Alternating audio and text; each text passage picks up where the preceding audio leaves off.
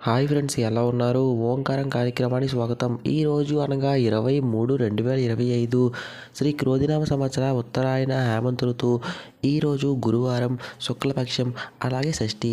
ఈరోజు అనురాధ నక్షత్రం ఉంటుంది. ఈరోజు గురూజీ గారు మనకు తెలియజేసిన యోగక్షేమం, మంత్రబలం, తారాబలం, అలాగే తదితర విషయాలు ఇప్పుడు వీడియోలో జాగ్రత్తగా తెలుసుకుందాం.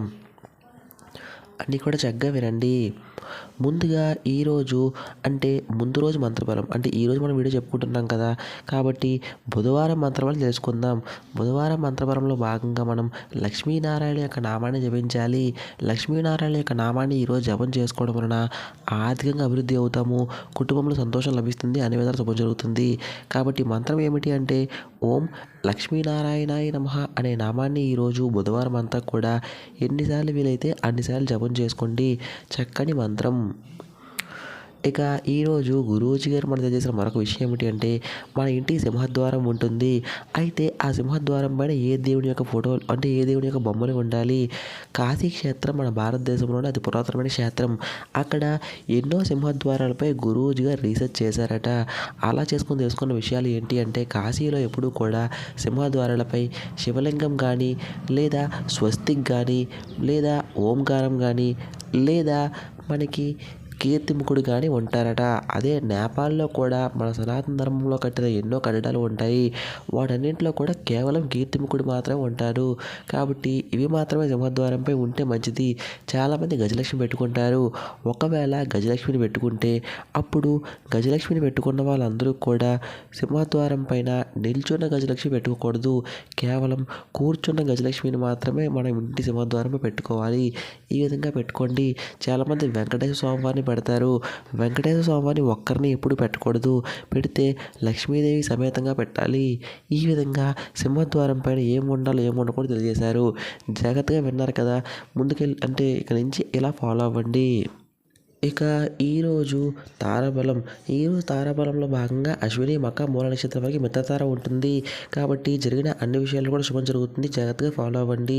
భరణి, పుబ్బ, పూర్వషాఢ వీళ్ళకి నైదవ తార ఉంటుంది. నైదవ తార అంటే అంత మంచిది కాదు. కొంచెం జాగ్రత్తగా బయటకు వెళ్ళేటప్పుడు అది కూడా ఉండండి. కృతిక, ఉత్తరాషాఢ నక్షత్రంలో సాగుతారా. మీరు ఈరోజు ఏ పనులు చేసినా సరే అట్లా విజయం సాధిస్తారు. కాబట్టి జాగ్రత్తగా ఎంచుకొని చేసుకోండి. ఇక రోహిణి, హస్త, శ్రవణ నక్షత్రం వారికి ప్రత్యేక తార అంత మంచిది కాదు. ఊరికనే ప్రశాంతత కోల్పోతూ ఉంటాము. కొంచెం జాగ్రత్తగా ఉండాలి. మృగశిర, చిత్త, ధనిష్ట నక్షత్రం క్షేమతార వీళ్ళకి అన్ని విధాలు శుభం జరుగుతుంది. చూసుకోండి. ఇక ఆరుద్ర, స్వాతి, శతభిష నక్షత్రం విపత్తార ఉంది. కాబట్టి బయటకు వెళ్ళేటప్పుడు అది కూడా జాగ్రత్తగా ఉండండి. డ్రైవింగ్ చేసేటప్పుడు జాగ్రత్తగా ఉండాలి. పునర్వసు, విశాఖ, పూర్వ భాద్రపద వారికి సంపత్తార అంటే ఆర్థిక విషయాలపై అంత శుభం జరుగుతుంది. కాబట్టి ఇన్వెస్ట్మెంట్లు అవి ఇలాంటివన్నీ ఈరోజు ప్లాన్ చేసుకోండి. పుష్యమి, అనురాధ, ఉత్తర భాద్రపద వారికి జన్మతార అంటే ఆరోగ్యం విషయం పట్ల కొంచెం జాగ్రత్తగా ఉంటే చాలా మంచిది. ఇక ఆశ్లేష, జ్యేష్ఠ, రేవతి వీళ్ళ పరమిత్రతార అంతా శుభం జరుగుతుంది. ఇది ఈరోజు గురువారం తారాబలం. కాబట్టి చక్కగా ఈ తారాబలం బట్టి అందరూ ఫాలో అవ్వండి.